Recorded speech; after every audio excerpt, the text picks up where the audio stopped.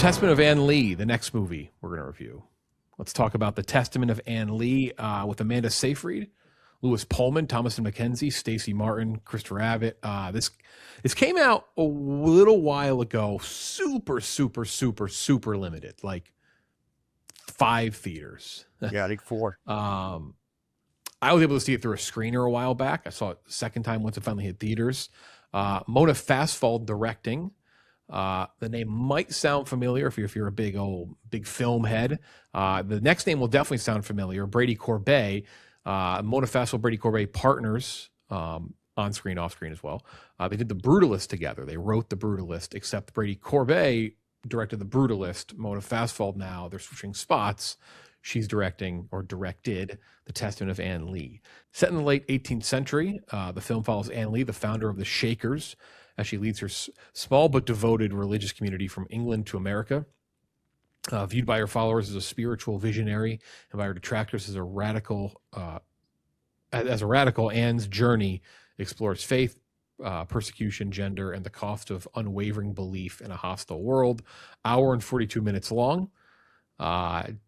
Barely been in theaters, didn't make much money, not going to make much money. 81% split Rotten Tomatoes, 7.0 IMDb, 79 Metacritic, Letterboxd 3.6. Gooch, I'll start with you. Testament of Ann Lee had some late Oscar buzz, maybe from Amanda Seyfried. She did not bump it in there. I think this movie was just not properly pushed. One of those ones where it's like, if you want to be in for award season, like you barely showed it to anybody before January 1st. So Seyfried did get some love for this, but no, they ended up not getting anything at the Oscars. What'd you give it? Yeah, and it's a shame they fumbled this rollout so badly, because there was a movie last year that I think it did lead the clubhouse in nominations, and I think this is the version of that movie that actually deserves those nominations. And last year it was Emilia Perez, a steaming pile of shit. This year, The Testament of Ann Lee does a lot of the things that I think people thought Emilia Perez was doing, but it does it just at such a higher level. The choreography, namely, is what jumped out to me. First viewing, it's just stunning what they kind of pull off with the Quaker movement. Like, it both works within the story and within the movie. It's visually stunning. The cinematography, like, there's a few sequences in here, and I don't love the entire movie, but there's a few sequences in this film that are like some of the best things I saw all year. Like, bar none. Just unbelievable stuff. And that's before we get to the Seyfried performance at the heart of it. And she's just fantastic. She gets to do a role which I just don't think women often get to do, which is more or less she's a cult leader. Like, she's the cult of personality. And you don't really get to see women take on those roles. And she does it in a very unique way and carries it from front to start. The supporting cast is also really good. I think Lewis Pullman really pops here. I want to see him in a lot more stuff from this time period, actually, because his face is like very specifically of this like late 18th century time. Like, we could do another Patriot movie, do another American Revolution movie. He looks very good in this garb. So I thought it looked great. Choreography was great. Performance is great across the board. The story, I learned a lot about the Shaker movement. It doesn't always work for me, especially in the front half. I think they kind of gloss through a lot of the things that made Ann Lee the way she is. Maybe not in the birthing scenes. They spend a lot of time there, but maybe the ways she feels towards sex, I think, kind of get moved past quickly, but that's just a minor complaint. So I'm landing at an 85 out of 100. I really wish they released this sooner, because there's a lot here that I think deserves awards love, like nomination love. There's just everyone on the cast behind the scenes feels like they're operating at a very high level. Really, really great stuff. And I understand if people don't like this, by the way, because this is definitely a movie that's not for everyone. Yeah, I'd agree with that. 100%. I mean, this is very much not this basically is everything that I hate in a movie. I hate religious movies. I think they do typically a pretty terrible job at portraying the belief, or I guess I don't know what the right word is. I'll think of the right word. But anyway, I don't like how religion is often portrayed on screen. I think a great way that it was done actually was this year was Wake Up Dead Man. And I think there's a failure to have like these humanizing, connective moments of faith and belief that anybody can understand, even if you aren't a religious person. And Wake Up Dead Man has one scene in particular that really nails it. I think that this movie actually does the same as well with how they portray her, how they portray the movement, and the way in which they do it, because they do it in a way that is different than just a straight A to Z like drama or like historical period drama. And that's obviously the music element to it for me, which I think adds so much to it.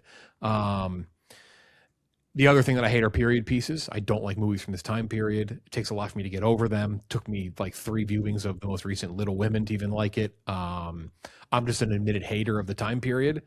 I'd almost say it's probably a flaw. But it didn't matter for me. It just kind of worked. I love this movie. This was one of my top 5 movies of the year last year. I gave it a 95 to 100. I think it's fucking unbelievable. I think the way, first of all, I like it better than The Brutalist. I think it's tighter. I think they get their point across better. I like The Brutalist, but it kind of wavered in spots for me and kind of lost its way. Or I think this one is tight, maybe to a fault a little bit, Gooch. Like you said, I actually kind of agree with you in a bit. I think the storytelling feels maybe a little rushed in spots, but I also think it keeps the movie being effective because it is kind of like this streamlined, tight story, and that's how they are able to make the musical element work. I think the way it shows like the jubilation, or I don't know, euphoria of religion through like music and dance, and like I don't know, like you just kind of get it. Like it just kind of works for me. Like I kind of understand like the movement and why they believe and like why people follow her, and why, despite some terrible things that happened to her. You want to talk about a movie from last year? There's some miserable movies last year. This was miserable in spots. I still kind of go, okay, I get it. I get why they continue to follow. It looks amazing. I think the music is unbelievable. I've listened to the worship song on Spotify over and over. The choreography is fantastic, and she is like, this is career best stuff from Amanda Seyfried. It's a shame that she didn't get any real recognition for it. I think that's partly because they pushed it terribly. Terrible job promoting this movie and pushing it, because I think she is easily one of the best 5 performances of the year, but it just didn't land for them. I thought this was fucking fascinating. We'll talk more about it in a moment, but this is one of my 5 favorites of the year. So 95, big score for me. Klemmer. Yeah, it didn't really work for me. I understand everything you guys are saying. Like you guys, it's very valid points. For me, it's a 61. I'm with you, Jeff. I think we have a lot of the similarities where like we both don't like this time period. I completely agree with like they do a bad job showing religion in movies typically. This does a better job than most. Amanda Seyfried's incredible here. The choreography is very good. The music didn't quite hit for me. I didn't think it was bad. I just don't think it elevated the story much for me. The songs, the music just didn't quite work for me. It wasn't bad. It just didn't hit for me. It was just, you're watching just a zealot who's had major trauma in her life kind of fall into religion, which I think is probably not a fairly unique story. But I just had a hard time kind of connecting to it, and the dialogue in these time periods just killed it for me. But it's just not for me. But everything that you and Gooch said was like very valid, and like this is well made. I like The Brutalist more personally. But you guys are right. It did meander a bit. This was tighter. This did feel rushed at times. But yeah, not something for me. But if someone said they really appreciate this movie and really enjoy it, I wouldn't argue with them. That's just I think at that point it just becomes a taste issue, because this is well made for what it is, for like what it's trying to do. Kenjac, what'd you give it?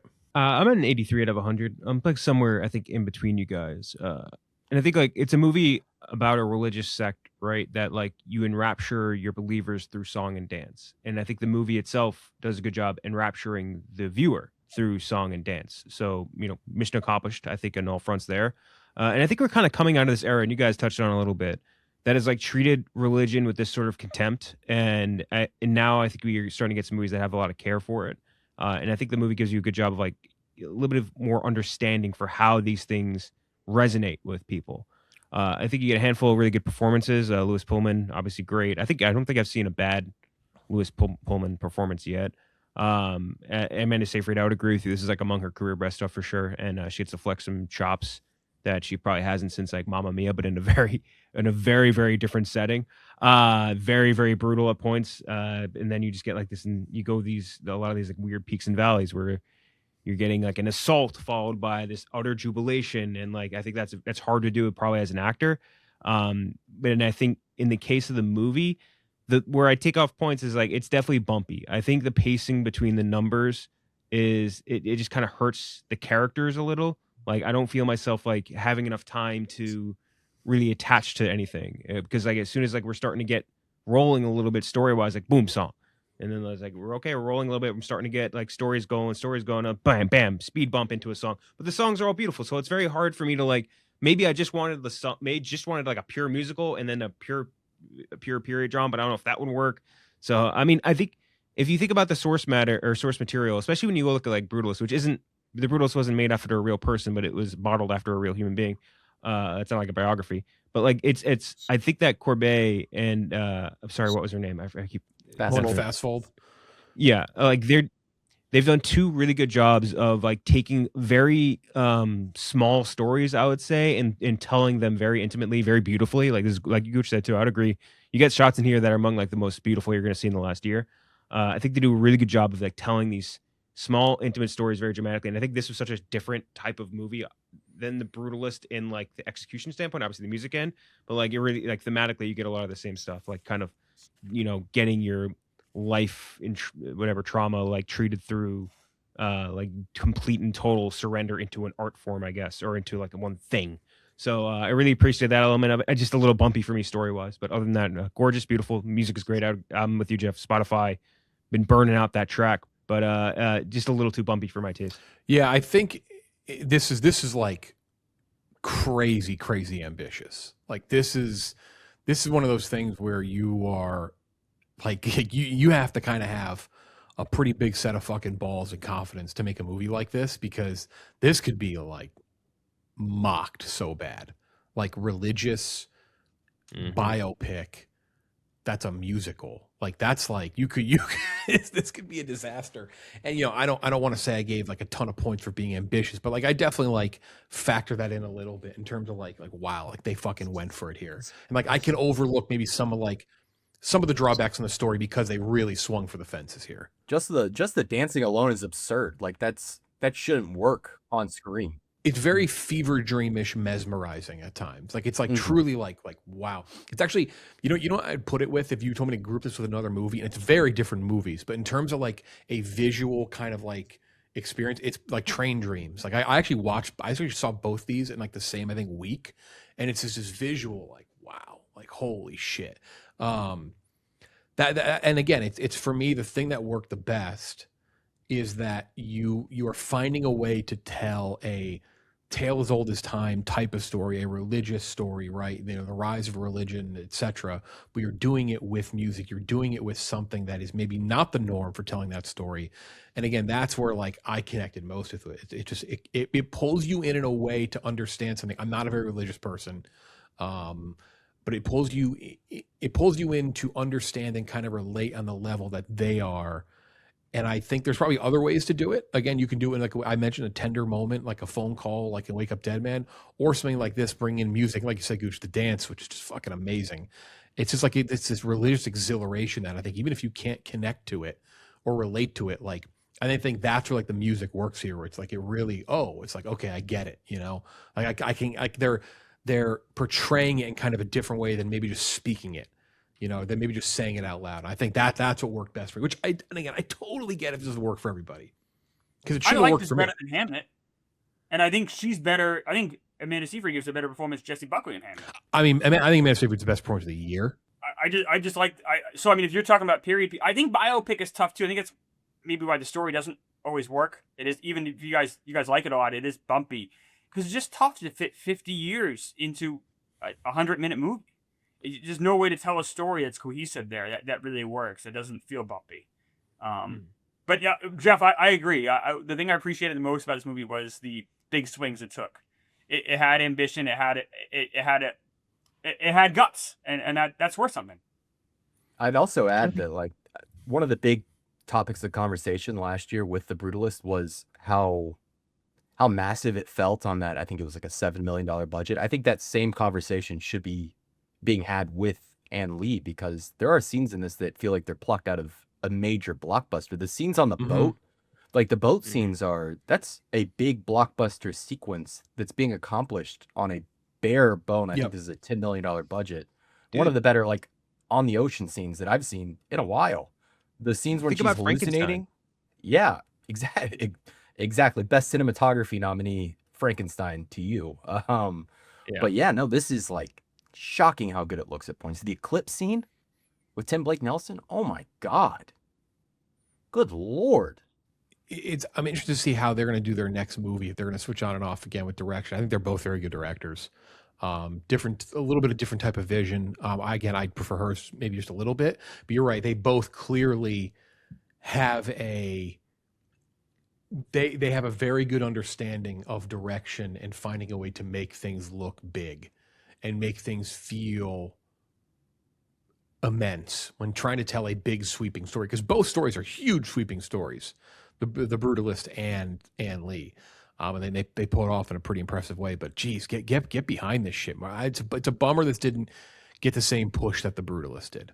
Disappointing. This should be in like 6-7 categories. Like this is a well-made period piece that should have been in below the line stuff on top of the Safety nomination that should have happened. Like this is really, really well made. Even at the 61 score, Klemmer, I think you give it every one of Frankenstein's nominations, like in the technical category, right? Like seriously, that's like you guys are too mean on Frankenstein. Frankenstein was good. No, I'm this is I don't definitely hate better than Frankenstein. Frankenstein in every feasible way.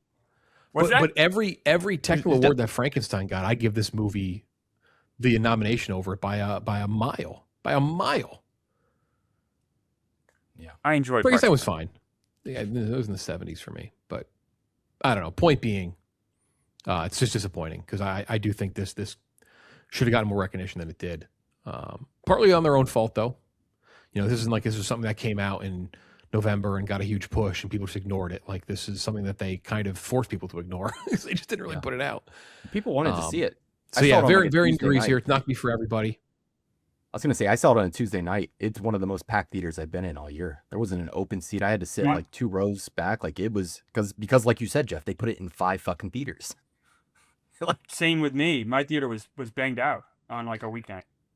Yeah, I'd say if you're listening in like this type of thing, period piece, religious, musical. I love musicals, so that's kind of the difference between those 3 things. Is I do love musicals, but I think definitely give it a try. It's worth giving a try. Even if it might not be your thing, it may end up not being your thing at all. But definitely it's worth giving a try, because for me, when I heard about this movie, I could have gagged. I was like, ugh, like this is like someone made this movie just to piss me off, and then I ended up top 5 of the year. So give everything a try. That's a testament of Ann Lee.